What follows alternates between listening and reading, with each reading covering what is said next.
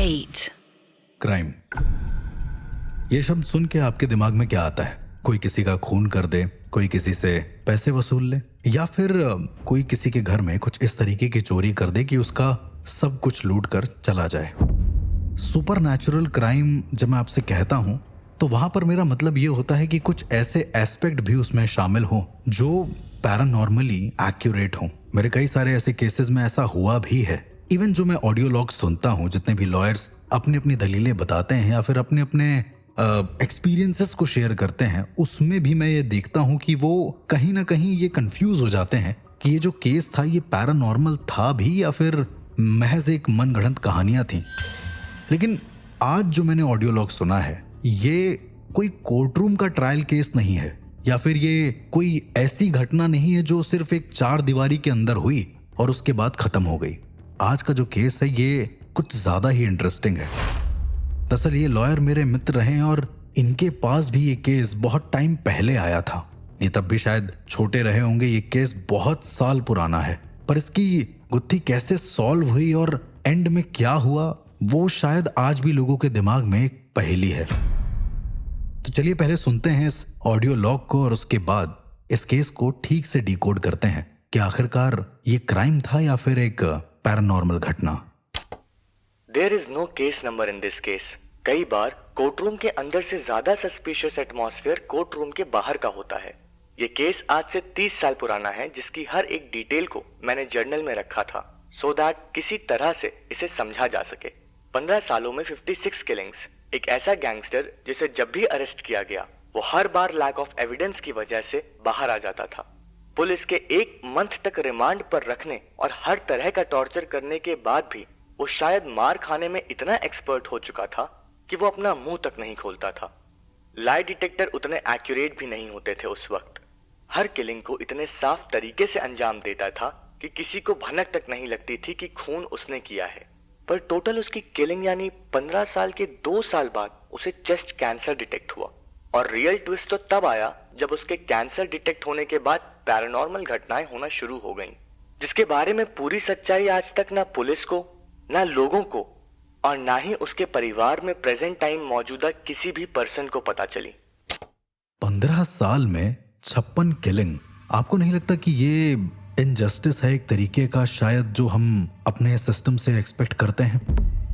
56 लोगों को मार देना और उसके बाद भी पुलिस की हिरासत से बाहर निकल जाना। इन गैंगस्टर का नाम था राजन भाई। दिल्ली में बहुत ज्यादा इनका नाम था और लोग डरते भी थे, प्लस उसके साथ साथ लोगों की ये मदद भी करते थे। अब इन्हें आप मसीहा कहेंगे या फिर सिर्फ एक ऐसा गैंगस्टर जो लोगों को मारता था? सबसे ताज्जुब की बात मैं आप लोगों से बताना चाहता हूं कि उस गैंगस्टर ने जितनी भी किलिंग करी है वो सब के सब कोई गरीब इंसान नहीं थे। वो सब के सब एक ऐसे इंसान थे जो वेल मेंटेन्ड सोसाइटी को बिलोंग करते थे। उसी के साथ साथ कुछ ऐसे भी लोग थे जो करप्शंस में बहुत ज्यादा थे। कुछ ऐसे नेता भी शामिल थे जिनको उसने बेवजह मार डाला है, शायद किसी पैसे के चलते। लोगों का ऐसा मानना था कि वो जो गैंगस्टर था वो गरीबों को कभी भी सताता नहीं था, कभी किसी का 1 रुपए खाया नहीं उसने। लेकिन वो जिसको भी मारता उसके घर से कई सारे पैसे, हीरे जवाहरात और हर एक चीज निकाल कर अपने पास ले जाता।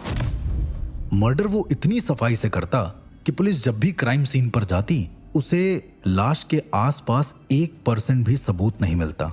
अब सबूत क्यों नहीं मिल रहा था ये किसी को नहीं पता। इस डिटेल को कैसे डिस्क्राइब किया जाए ये भी किसी को पता नहीं है। मेरे पास जितने भी रिसर्च पेपर आए हैं वो बहुत पुराने हैं, क्योंकि ये केस आज से करीबन 30 साल पहले ही बंद हो चुका है। अब सबसे बड़ी बात यह है कि जितने भी खून किए गए हैं 15 साल के अंतर्गत, वो पुलिस की निगाह में क्यों नहीं आए? क्या कोई ऐसा स्पेशल सेल इन्वॉल्व नहीं हो पाया? क्या ऐसी सिस्टम से कोई गलती हो गई या इसके पीछे कोई ऐसी भयानक घटना शामिल थी? मैंने पूरे केस को ध्यान से पढ़ा, लेकिन एंड में आते आते मेरा पूरा व्यू बदल गया, क्योंकि इस केस के एंड में प्रॉपर लिखा हुआ था कि उस आदमी को यानी कि राजन भाई को आत्माएं दिखने लगी। चलिए पहले राजन भाई के किरदार को और डीपली जानते हैं और ये जानते हैं कि जो मर्डर हुए हैं उनमें एक्चुअली में क्या सबूत मिले। दरअसल मेरे पास 2 अलग अलग रिसर्च पेपर आए। एक रिसर्च पेपर में राजन भाई की पूरी हिस्ट्री लिखी हुई थी कि वो गरीब लोगों के साथ कैसा था और वो अमीर लोगों के साथ कैसा था। उसे डर नहीं लगता था किसी से। खुद को बहुत बड़ा गैंगस्टर मानता था और वो कहता भी था कि वो सही के लिए हत्याएं करता है, गलत के लिए नहीं। पुलिस जब भी उसे पूछताछ के लिए ले जाती वो हमेशा छूट जाता। कई बार उसे इतनी बुरी तरीके से मारा गया कि वो अपने घर के बाहर तक नहीं चल पा रहा था। उसके पैर तक को तोड़ दिया गया, लेकिन फिर भी उसने अपने खून को जारी रखा। अब आप ये सोच रहे होंगे कि जब कोई सबूत मिला नहीं, जब कुछ हुआ नहीं, तो फिर आखिरकार हमें ये कैसे पता है कि खून उसने ही किए हैं? इसका खुलासा भी मैं जल्दी करूंगा, लेकिन पहले मैं किलिंग्स पे आता हूं। पहला मर्डर जो उस गैंगस्टर ने किया था वो बहुत ही बेरहमी से किया था, और वो मर्डर था एक पॉलिटिशियन का। ऐसा कहा जाता था कि वो पॉलिटिशियन बहुत ही ज्यादा बेकार हैं, बहुत ही ज्यादा भ्रष्ट हैं और गरीब लोगों का पैसा खाकर खुद को अमीर बना रहे हैं। कुछ साल बीते होंगे और उस पॉलिटिशियन की लाश उसके घर में मिली, लेकिन लाश के मिलने का पैटर्न बड़ा अलग था। उसकी लाश उसके घर के ही वॉशरूम में मिली। वो अपने घर के वॉशरूम में बने बाथ टब में आराम से लेटा हुआ था।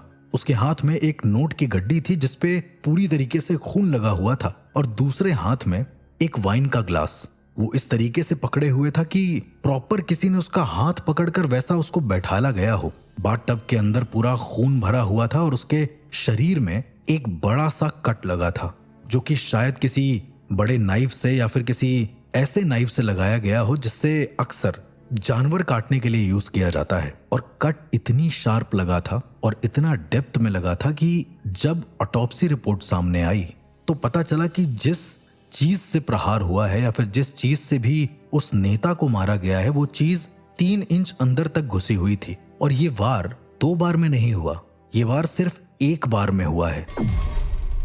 जरा आप सोचिए, नॉर्मल चाकू को आप लेकर भी अपने शरीर पर चलाते हैं तो आपके शरीर में इतनी परतें होती हैं कि सिर्फ पहली या दूसरी परत ही निकलती है, लेकिन जब आप एक ऐसे बड़े हथियार को शरीर पर चलाएं तो आपके पास इतना फोर्स होना चाहिए, इतनी ताकत होनी चाहिए कि वो आपकी पसलियों तक को चीर दे। तो क्या उसके पास इतना खतरनाक वेपन था कि वो एक झटके में ही मार दे रहा था? ऐसे तो सिर्फ मैंने कटाना ब्लेड्स के बारे में सुना है जो बहुत ही ज्यादा घातक होती हैं, या स्पार्टन ब्लेड्स। उस गैंगस्टर के द्वारा किए गए मर्डर की पहली ऑटोप्सी रिपोर्ट ये भी बता रही थी कि जो नेता थे जिनकी डेड बॉडी उनके अपने घर के बाथटब में मिली वो बहुत ही ज्यादा सदमे में थे किसी चीज को देखकर। पर वो सदमा एक्चुअली था किस चीज का? पुलिस को एक और बहुत हैरान कर देने वाली चीज मिली। पुलिस ने जब उस नेता के कमरे में छानबीन करी तो पुलिस को उस नेता के घर के बेडरूम की फॉल सीलिंग में कई सारे नोट ऐसे मिले जो शायद उसकी कमाई को भी एक्सप्लेन नहीं कर रहे थे। एक और चीज था, उसके दूसरे कमरे में जहां पर एक और फॉल सीलिंग में नोट दबे हुए थे वहां से कुछ नोट गायब थे। आधी फॉल सीलिंग टूटी हुई थी।